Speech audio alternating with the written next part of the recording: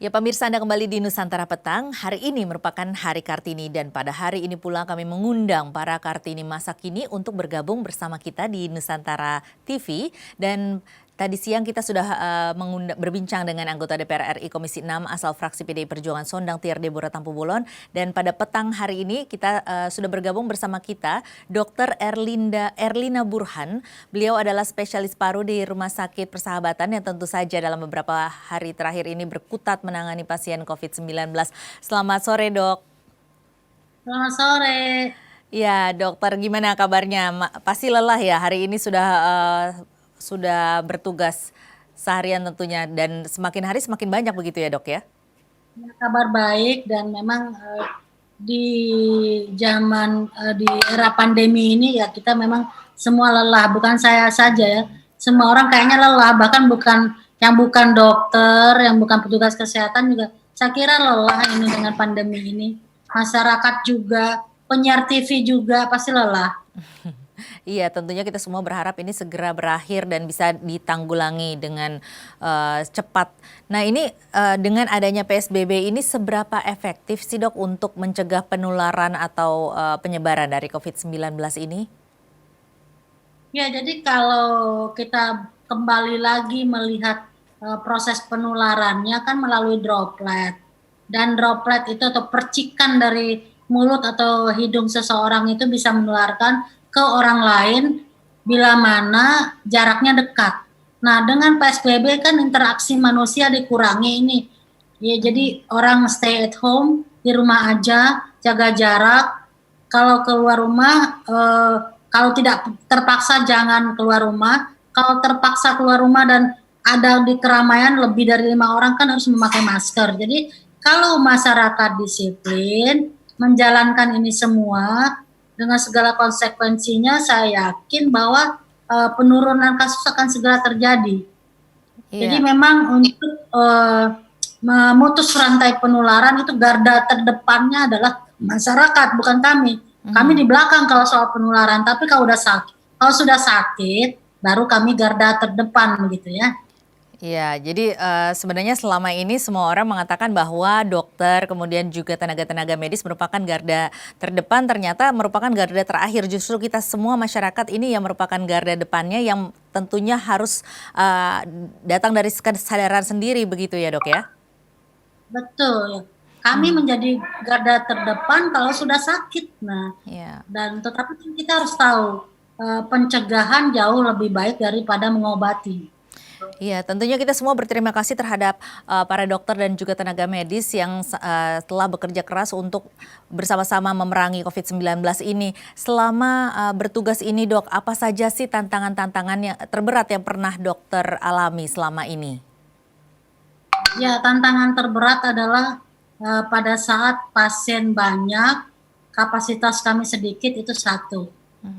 Yang sekarang sudah teratasi karena kami sudah mengembangkan menambah ruangan dan tempat tidur untuk merawat pasien. Tantangan berikutnya adalah pada saat uh, kemampuan kapasitas laboratorium sangat terbatas sehingga hasil yang kita terima untuk mengetahui pasien kami ini positif atau negatif itu cukup lama. Ini tantangan banget buat kita, apalagi kita kan langsung berhadapan dengan pasien dan juga dengan keluarga. Jadi saat keluarga bertanya itu tantangan sekali untuk mengatakan mohon maaf kami belum terima hasil. Itu keluarga terheran-heran dan apalagi kita tahu di awal-awal penyakit COVID ini kan memang umumnya adalah orang-orang yang menengah ke atas. Jadi mereka tahu betul bahwa seharusnya hasil lab itu harus cepat begitu ya. Nah, tetapi kenyataannya tidak demikian. Nah, ini tantangan bagi kami tenaga medis untuk menyampaikan hal itu dan tentu saja karena keluarga panik, keluarga biasanya nggak terima itu. Bahkan membodoh-bodohi kami, oh ini bagaimana sih kok bisa nggak tahu gitu. Tapi memang kita juga mengerti bahwa keluarga panik dan tidak tahu kondisi yang sebenarnya. Itu satu tantangan. Tantangan kedua adalah pada saat mengatakan hasilnya sudah ada. Kalau negatif kami senang menyampaikannya, tapi kalau positif, nah ini lagi-lagi kita mendapat challenge untuk menyatakan berita buruk begitu ya. Apalagi kalau sudah positif, kita katakan positif, itu biasanya keluarga pasien nangis itu dan ya kita juga terbawa emosi ya. Itu tantangan kedua. Tantangan ketiga adalah kalau ternyata terjadi perburukan penyakit di ruang isolasi. Dan itu mesti kita sampaikan kepada keluarga.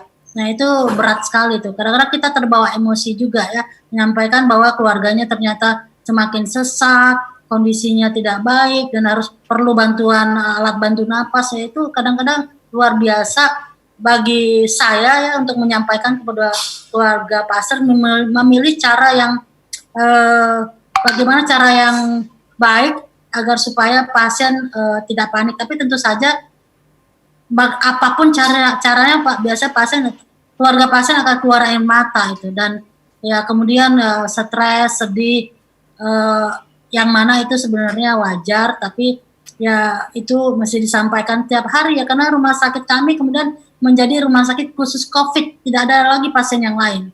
Ya. Nah, jadi seluruh IGD contohnya hanya menerima pasien COVID. Jadi itu bukan sesuatu yang disampaikan sekali-sekali, tapi tiap hari menyampaikan berita positif. Yang paling menyenangkan adalah kalau kita menyampaikan Bapak Ibu ternyata sembuh begitu anaknya, ya.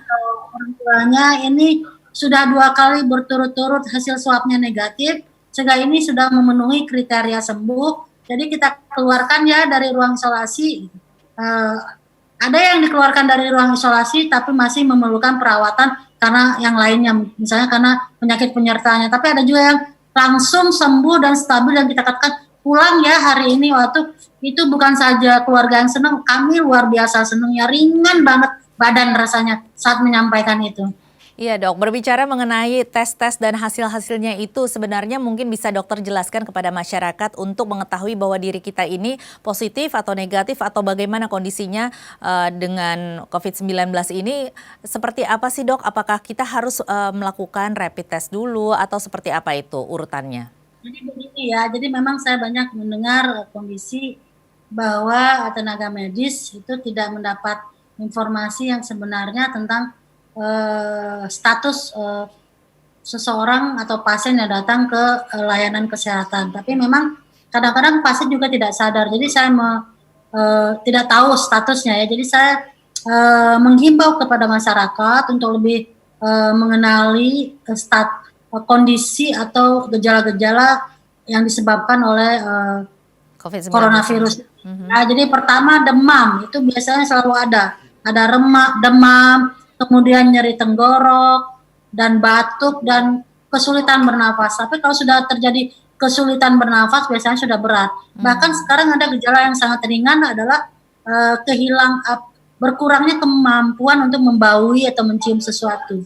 Dan juga kemampuan mengecap, itu gejala yang sangat ringan sekarang. Bahkan ada yang tanpa gejala. Jadi kalau bergejala, terus terang kepada dokter. Dan kita tidak lagi sekarang memikirkan tentang apakah seseorang kembali atau ada perjalanan dari luar negeri atau tidak, itu sudah tidak penting karena sekarang negara Indonesia adalah negara yang terjangkit.